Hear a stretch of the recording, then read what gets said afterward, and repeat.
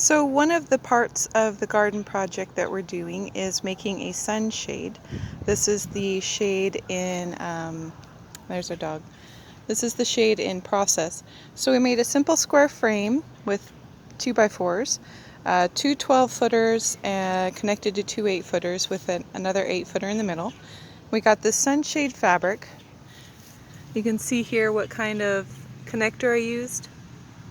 You just hammer it in, super easy.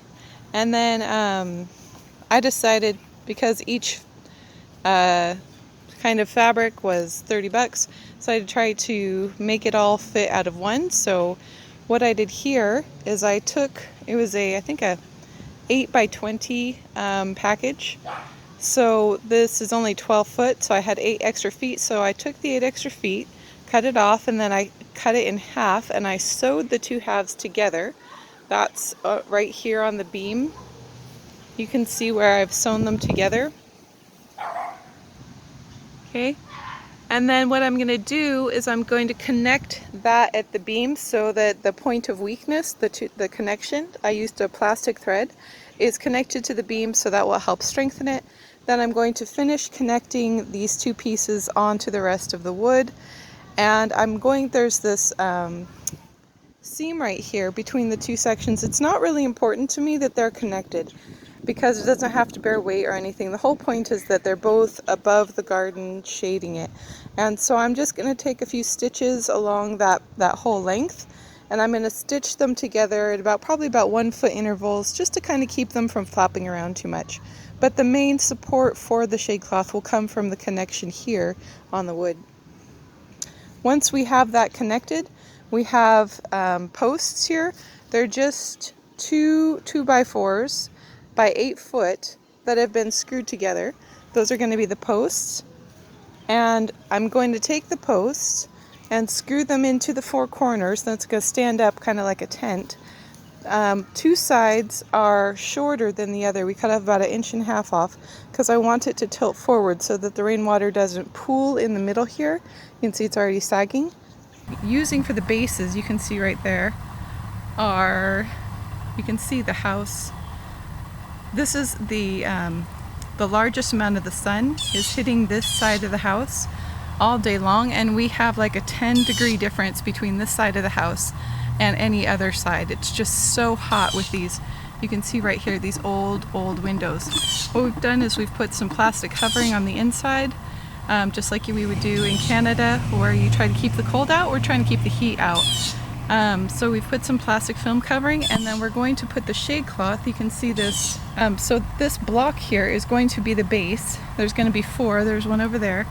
And then we're going to attach once we put the supports, attach it to this, and then we're going to carefully put it on top of the garden.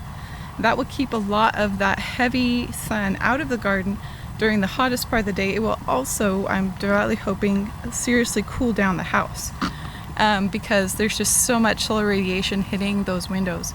And what we're also going to do is, if you can see here, this is wood. There's no gutters. Again, another issue for the drainage. That's why the garden is so far away from the house. There's no gutters, so all the rain that hits the roof goes straight down right here. Another reason why I'm raising with the pallets, because it just gets so soggy during the raining season. Anyway, so we're going to, we don't have the money, it's a rental, to put gutters on. So what we're going to do is be attaching the shade cloth covering to the wood of the roof with some brackets that are easily unscrewable. And progress so far, we have put in the shade, if you can see that with the shadows. That's the shade cloth covering awning, and we have put it into these cement blocks, which are designed for it, the support blocks. We had to take one corner out because the way it was just easiest to build the shade covering out of 8 foot lengths by 12 foot. But over there in that corner, we had to move out one of the cement blocks in order to get it to square up nicely with the eaves, if you can see right there. Now here are the supports for the shade. There's some tools there. This is what we ended up choosing to work with. We may add some extra supports for the wood if it looks like we need it. So it's again 2 8x things, and then right here we ended up needing to put it close to the roof, and so we've kind of leaned it away from the roof as much as possible. We've put a piece of wood there so it doesn't rub or anything during the wind, and so that is going to be something we keep an eye on.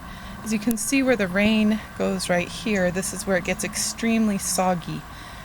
So this is almost finished. As you can see, I have the roof shade on, the sun shelter. This actually also helps prevent the rain from flooding the garden. In Florida here we have significant amounts of water that falls at a time, and so the sunshade actually helps that by making it more diffuse when the water comes straight in.